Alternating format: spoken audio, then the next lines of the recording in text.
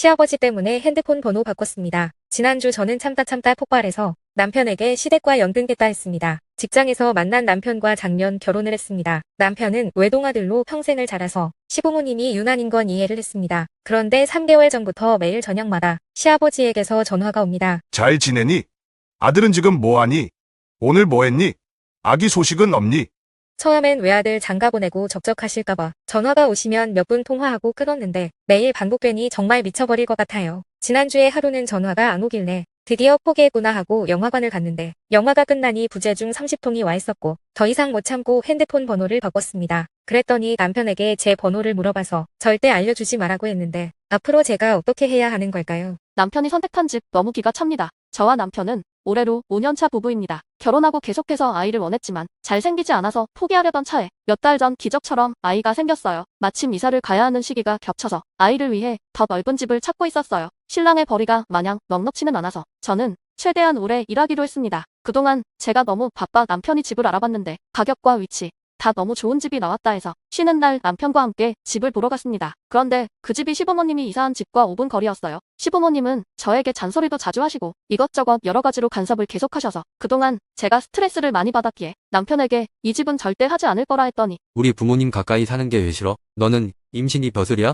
왜 이렇게 이기적이야? 뱃속 아이를 위해서라도 스트레스 받기 싫은데 제가 진짜로 이기적인 걸까요? 결혼식 날 나타난 여자 때문에 저는 씻을 수 없는 상처를 받았습니다. 남자친구와 저는 서로 첫눈에 반해서 2년간의 행복한 연애 끝에 일주일 전 마침내 결혼식을 올리게 되었죠. 남자친구는 저의 완벽한 이상형이었고 남자친구 또한 저를 무척 사랑했어요. 앞으로 벌어질 일은 상상도 하지 못한 채 행복한 결혼 생활만 기대하고 있었죠. 열심히 고른 아름다운 드레스를 입었고 사람들이 모두 칭찬해 주었어요. 마지막 신랑 신부 행진을 하기 위해 한 발짝 내딛는 순간 어떤 여자가 갑자기 나타난 게 아니겠어요. 네 남친 나랑 바람났었어. 나랑 헤어질 거면 이 여자하고도 헤어져. 사람들은 당황하고 여자는 끌려 나갔는데 저는 너무 충격을 받아서 기절까지 했죠. 알고 보니 남자친구가 저와 사귀면서 그 여자와 계속 바람을 피웠고 결혼식 이틀 전에 헤어지자고 했답니다. 이 사실을 알고 난 후 저는 바로 파혼했는데 이제 저는 어떻게 살아야 할까요? 시어머니가 앞접시에 올려준 고기.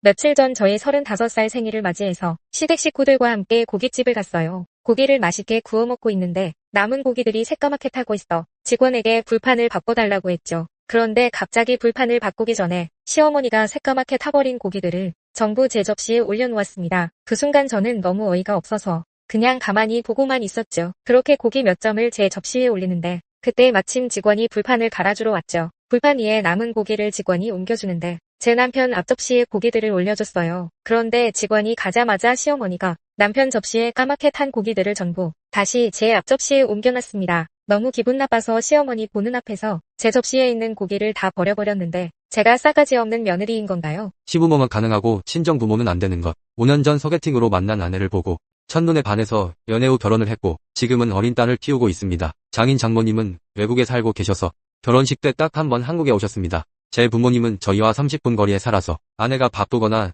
친구와 놀러 갈 때는 딸을 부모님 집에 자주 맡겼습니다. 몇 주 전 결혼 후 처음으로 아내와 딸과 외국의 처가댁을 방문하게 되었습니다. 도착 후 며칠 뒤에 제 생일이 되어서 아내에게 장모님께 아이를 맡기고 하루만 둘이서 나가 데이트하자고 했더니 우리 엄마 힘들게 할 생각하지 마. 우리 엄마가 애 봐주는 사람이야. 며칠도 아니고 하루도 안 된다고 하더라고요. 아내는 시집살이 한 번 한 적 없습니다. 제 부모님에게는 매주 아이를 맡기면서 자기 부모님은 하루도 절대 안 된다는데 제 아내 정말로 이기적인 거 아닌가요? 시어머니가 집을 사주면서 내건 조건이 절 너무 비참하게 합니다. 평생을 보육원에서 자란 저는 아르바이트를 하다 남편을 만났습니다. 남편은 공무원 시험을 준비하고 있어서 넉넉한 벌이가 없는 상황이었죠. 그래도 저희는 서로의 상황을 이해했고 작년에 결혼했습니다. 그런데 시어머니께서 저희를 불러서 하시는 말씀이 그 조그만 빌라에서 어떻게 살려고 그러니? 내가 돈이 좀 생겼는데 너희 집을 사주마. 저희는 너무 행복했고 감사했습니다. 그런데 다음날 남편이 공부하러 간 사이 시어머니께서 저만 시댁으로 부르셔서는 우리 딸이 이번에 승진해서 바빠졌잖니. 집 사주는 대신 네가 형님네 아기 좀 봐라.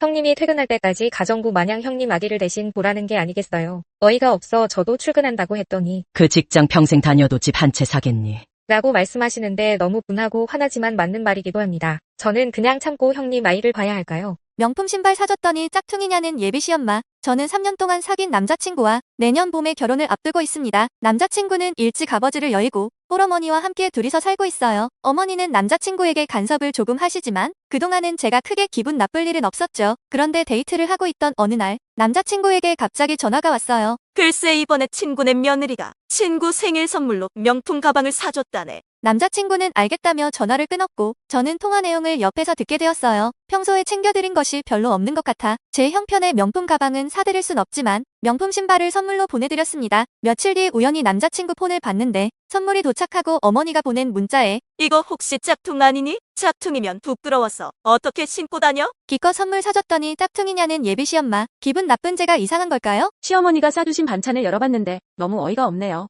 남편은 대학생 때 동아리 CC로 만나 3달 전 드디어 결혼식을 올렸어요. 결혼하고 시댁 모임을 갔는데 매운 코다리찜을 파는 식당이었어요. 저는 평소에 매운 걸 전혀 먹지 못해서 그날 아무것도 먹지 못했죠. 어머님께서는 왜 한 입도 못 먹냐고 물어보셔서 웃으며 매운 걸 못 먹는다고 말씀드렸죠. 그 이후에 시어머니께 전화가 왔는데 통화를 하다 속상한 마음이 든 이유는 남편 생일 때 저녁을 사주신다고 했던 곳이 바로 제가 입도 못 댔던 그 매운 코다리찜 가게였기 때문입니다. 우리 가족이 이 집을 너무 좋아해. 넌 좀 참고 그냥 어린이 메뉴나 먹거라. 너무 어이가 없었지만 그날은 남편 생일이라 그냥 참고 어린이 메뉴를 먹을 수밖에 없었습니다. 그런데 어제 갑자기 반찬을 싸주셔서 감사하다고 하고 힘들게 집에 가져와서 보니 글쎄 새빨간 매운 반찬들만 잔뜩 들어있더라고요. 이 정도면 시어머니가 저를 일부러 골탕 먹이려고 그러는 거 아닐까요? 사채업자 마냥 용돈 닥달하는 시어머니. 고등학교 때부터 만난 남편과 10년간 연애하고 결혼을 했습니다. 남편의 모든 것이 다 좋았지만 딱 하나의 단점이 있다면 바로 돈에 극성인 어머니를 둔 것입니다. 시어머니는 만날 때마다 돈 타령을 하셨고 처음엔 시어머니를 이해하려고 했지만 날이 갈수록 스트레스였습니다. 그런데 남편이 출근한 어느 날 시어머니에게 전화가 왔습니다. 올 추석이 다음 주 일요일인데 용돈은 오늘 미리 송금해다오. 저는 알겠다고 하고 전화를 끊었는데 생각할수록 너무 어이가 없었어요. 그런데 제가 까먹고 송금을 못했는데 다음날 어김없이 전화가 와서 아직도 용돈 송금 안 했니? 지금 바로 돈 보내렴. 저한테 돈을 맡겨둔 것도 아니고 왜 이렇게 사채업자 마냥 보채시는지 시어머니를 어디까지 이해해야 할까요? 전 재산 1,000만 원을 5분 만에 잃었습니다. 사랑하는 남편을 2년 전 떠나보내고 중학생 딸과 살고 있습니다. 남편 생전에는 가정주부로 살았는데 배운 건 없지만 일을 해야만 했죠. 새벽부터 열심히 일했는데 디스크까지 걸려 고생했지만 버텨야 했죠. 적금을 들고 만기까지 악착같이 모았는데 그 돈을 실물로 만져보고 싶어서 1,000만 원을 전부 출금했습니다. 그 후 바로 전통시장으로 향하여 딸이 좋아하는 고등어를 고르는데 한 아줌마가 절 밀면서 고르더라고요. 별 생각 없이 저는 개의치 않고 통통한 고등어를 골라 계산하려는데 출금했던 현금이 몽땅 사라졌더라고요. 순간 그 아줌마가 떠올라 주변을 찾아봤지만 이미 떠나버려 찾을 수가 없었습니다. 경찰에 신고했지만 하필 CCTV를 수리 중이라 작동하지 않아서 범인을 잡기 어려울 수도 있습니다. 적금 만기의 결과가 이렇게 돼버리다니 저는 이제 어떻게 살아야 할까요? 내 물건 쓰는 15살 어린 신우 두둔하는 남편. 남편에게는 15살 어린 여동생이 있어요. 여자 형제가 없었던 저는 처음엔 여동생이 생긴 것 같아 좋았죠. 그런 신우가 몇 달 전부터 학교가 가깝다는 이유로 저희 집에 같이 살게 되었어요. 그런데 어느 날부터 신우에게서 제 향수와 똑같은 향이 나기 시작했어요. 남편에게 말하니 남편은 동생이 똑같은 향수를 샀겠지. 그저 신우를 두둔하기만 했어요. 저는 서운했지만 마음을 다스리고 내가 오해했을 거라고 생각했죠. 그런데 오늘 아침에 일어나서 조용히 화장실을 가고 있었는데 신우가 제 향수를 몰래 쓰는 걸 봤어요. 신우에게 내 향수를 왜 쓰냐고 했더니 울먹거리며 그냥 구경한 거라고 하더군요. 이 사실을 남편에게 말했더니 왜 이렇게 속이 좁아? 그냥 모른 척 해주지. 정말 제 속이 좁은 건가요?